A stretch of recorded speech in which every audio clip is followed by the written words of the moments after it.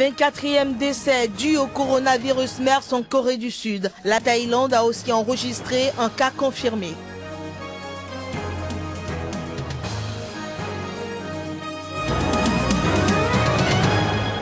Au Danemark, record historique pour le parti anti-immigration aux législatives. La première ministre reconnaît sa défaite.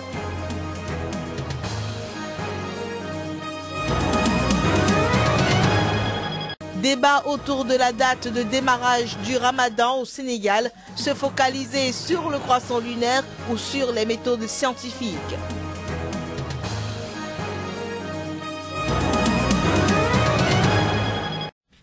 Bonsoir à toutes, bonsoir à tous. Bienvenue dans ce journal.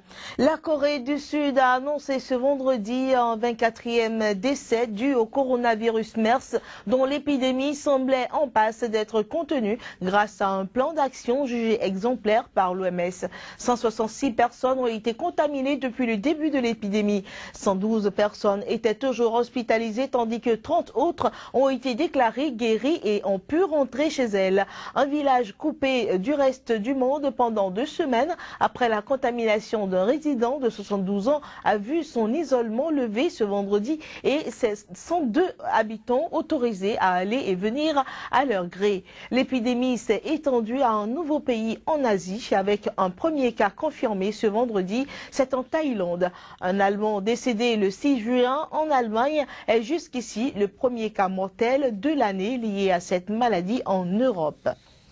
Au Danemark, le Parti populaire formation de droite populiste hostile à l'immigration a enregistré jeudi son meilleur score en recueillant 21,1% des suffrages à l'issue des élections législatives. Et il devient donc pour la première fois le plus grand parti du bloc de droite. La première ministre Helle Thorning a quant à elle reconnu sa défaite ce vendredi même. Arrivé après les sociodémocrates et devant le parti de droite Venstre, le DF appartient traditionnellement au bloc de droite, vainqueur des élections avec 90 mandats contre 85 à la gauche. En fait, pendant cette campagne, nous avons convaincu le Parti libéral et 2 autres partis de l'opposition que nous devons soutenir le combat de David Cameron contre l'UE. Donc, nous espérons que le Royaume-Uni a un allié maintenant dans le débat sur le futur de l'UE. Ceci ne signifie pas pour autant que DF participera au futur gouvernement. Son président, Christian Thulesen Dahl, content des résultats, a avoué qu'aucune décision n'avait été prise. Outre ses positions intransigeantes sur l'immigration, DF est en désaccord avec les autres partis de droite sur les questions européennes et les dépenses publiques en matière de protection sociale. L'un des coups de force du Parti populaire danois a été de décomplexer un discours restrictif sur l'immigration, la question clé des élections, au sein des plus grands partis de gauche comme de droite. La première ministre sortante, Helle Thorning-Schmidt, première femme à occuper ce poste au Danemark, a annoncé qu'elle démissionnait également de sa fonction de présidente du Parti social-démocrate qu'elle a dirigé pendant 10 ans. Le résultat électoral, une hausse de près de 9 points par rapport aux législatives de 2011, a surpris même les sondages qui tablaient sur 18% des suffrages. Lars Løkke Rasmussen se retrouve dans la position difficile de composer un nouveau gouvernement alors que son parti, Venstre, a perdu un quart de ses sièges. En France, le collectif des Ponts Pas des Murs a donné une conférence de presse jeudi au cours de laquelle il a lancé un appel aux autorités afin de sortir de la logique de campement.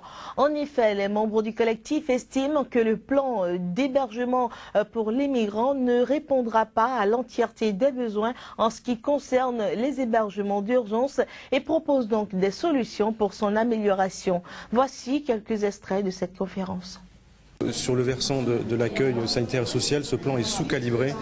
Malgré les 10 000 places proposées, parmi lesquelles 1 500 places au centre d'hébergement d'urgence, on sait déjà que ce sera insuffisant lorsqu'on sait que près de 3 000 à 4 000 personnes se trouvent dans des conditions d'extrême insalubrité, en grande précarité autour de Calais et Dunkerque, près de 1 000 à 2 000 personnes aussi dans les rues de Paris et l'équivalent entre Lyon et Menton. Il faut sortir des logiques de campement désengorger Calais et ouvrir rapidement des dispositifs en dur à taille réduite, 200 à 300 personnes, où les personnes migrantes précaires puissent se reposer, se loger, se nourrir, bref, répondre à leurs besoins vitaux et en même temps connaître leurs droits et ouvrir leurs droits comme des demandes d'asile s'ils le souhaitent. Il faut que ces dispositifs se fassent en amont de Calais, donc il en faut à Paris, il en faudra probablement autour de Nice, autour de Lyon, bien évidemment à proximité de Calais aussi, mais on ne peut pas accepter qu'aujourd'hui l'État cautionne un campement, une espèce de bidonville à ciel ouvert autour de ce dispositif Jules Ferry qui est sous-calibré.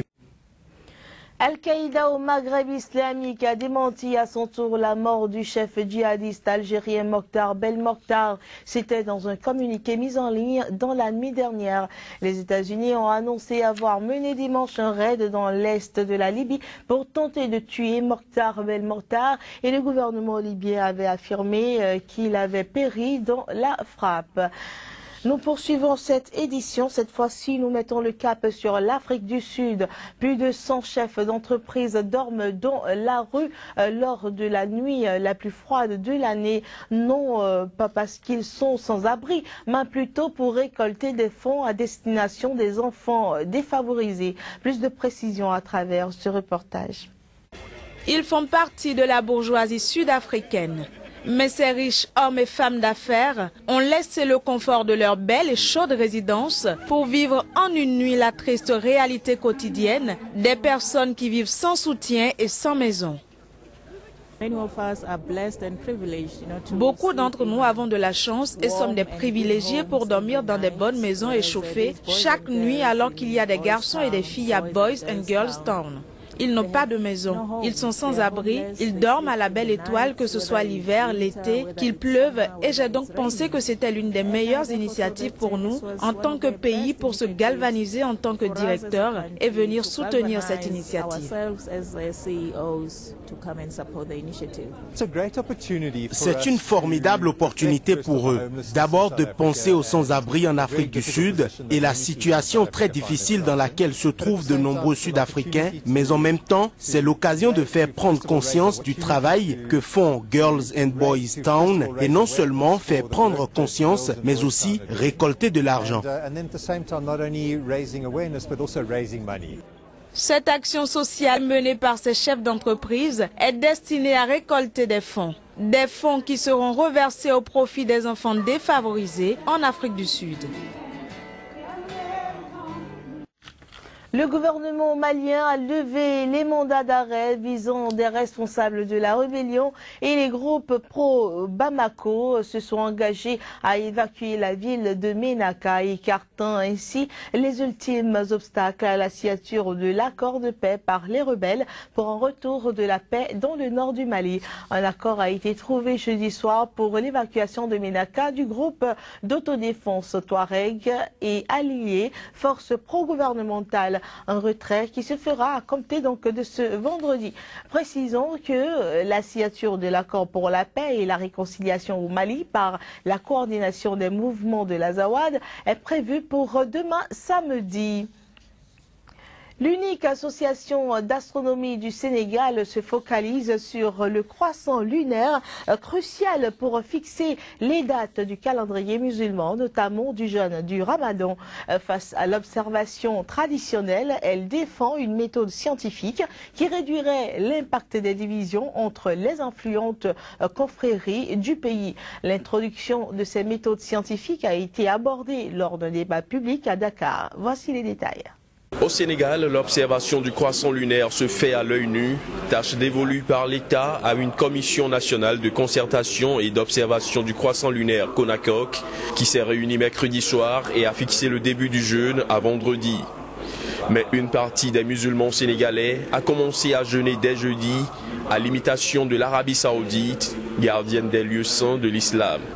Pour d'aucuns, l'observation visuelle est aléatoire parce qu'elle dépend des facteurs de la météo, mais pour d'autres, utiliser les calculs seulement pour fixer le début ou la fin du jeûne n'est pas conforme à la charia, la loi islamique.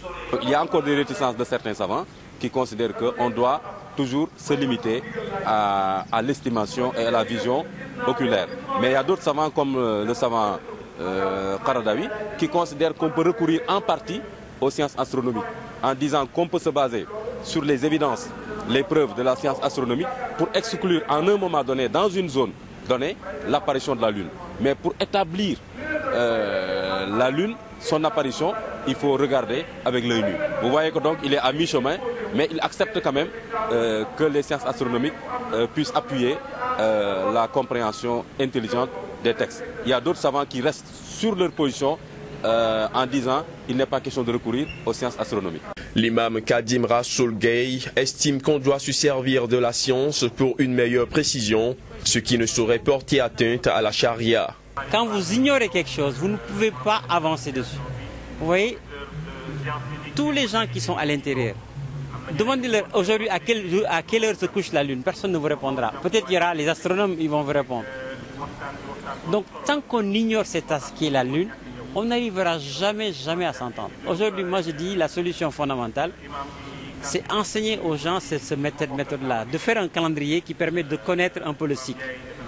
Un facteur qui en rajoute à la cacophonie, c'est la particularité de l'islam sénégalais, fortement influencé par de puissantes confréries dont les guides donnent des instructions à leurs disciples après avoir scruté le croissant lunaire à l'œil nu.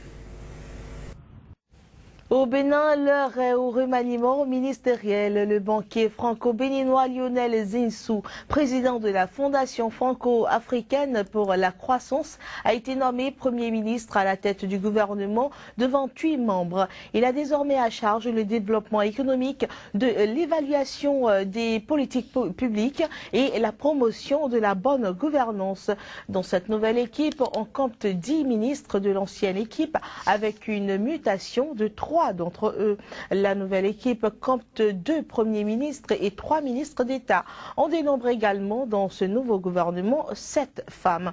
Et voilà qui vient mettre un thème à cette édition. Mesdames et messieurs, merci d'avoir été des nôtres. À très bientôt.